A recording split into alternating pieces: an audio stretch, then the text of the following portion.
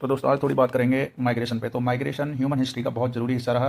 तो आजकल immigration migration पे बहुत बवाल होता है, लेकिन ये एक बहुत ज़रूरी स्टेप था, चाहे ये क्लाइमेट चेंज के कारण हुआ या रिसोर्स एग्जॉस्ट होने के कारण हुआ। आज आपके अंदर बहुत सारी खूबियाँ उस माइग्रेशन और किसी जगह पर वो इमिग्रेशन हुआ उसी की बदौलत हैं और आप जिंदा हैं। आज नियंडरथल्स और डेविसोवान्स जिनके साथ होमोसेपियंस की इंटरब्रीडिंग हुई वो यहाँ नहीं है, वो एक्सटेंट हो गए, लेकिन आप मौजूद है। आपके पास आपका स्किन कलर स्पेसिफिक है, आपकी नोज स्पेसिफिक है, आपके हेयर कलर, आपका पिगमेंट स्पेसिफिक है, और आपके अंदर कुछ चीज़ों के लिए कुछ खास चीज़ें मौजूद हैं। कुछ लोगों को कोविड बहुत सीवियर हुआ था और कुछ को नहीं हुआ था। कुछ को डायबिटीज़ की रिस्क ज़्यादा है, हमको कार्डियोवास्कुलर की डिजीज़ की ज़्यादा है, हम एशियंस हैं। यूरोपियंस में कैंसर की काफ़ी ज़्यादा होती हैं। तो ये बहुत सारी खास चीज़ें हमारे अंदर जो आई वो बदलाव के कारण आई, लेकिन आज हम मौजूद हैं, जिंदा हैं।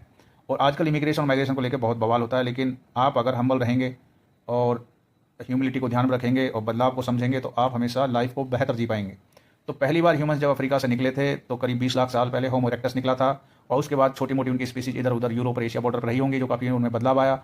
उसके बाद 3 लाख साल पहले होमो सेपियंस का एक फील्ड अटैम्प्ट रहा ग्लोबल होने का, यूरोप और एशिया में घुसने का।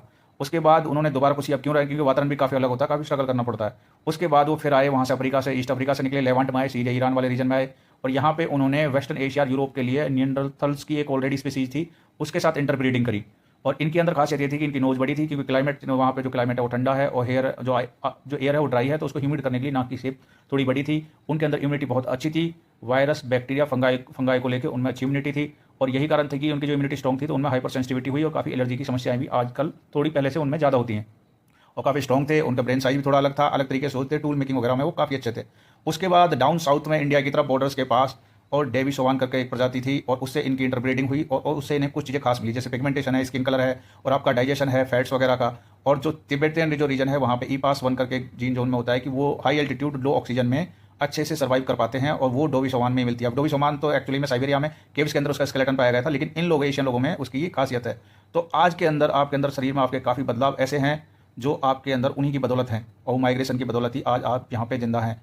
और बदलाव इस संसार की सबसे बड़ी कड़ी है अगर आपको आगे चलना है तो। अगर आप डार्विन की तरह बदलाव नहीं करते हैं अपने रिसोर्सेज की वजह से, अपनी लाइफस्टाइल के अंदर से, तो आपका एक्सटेंट होना तय है।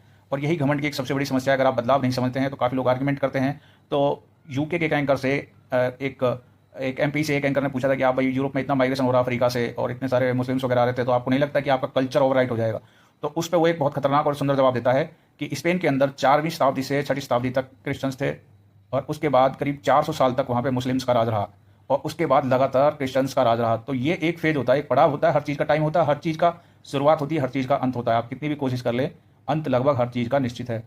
तो अगर आप घमंड को भूल जाएं और लाइफ को अगर बेहतर तरीके से जिए तो आपको कभी समस्याएं नहीं होगी। तो माइग्रेशन पहले भी हुआ था, आगे भी होता रहेगा, और जो माइग्रेट नहीं करेगा और नहीं मूव करेगा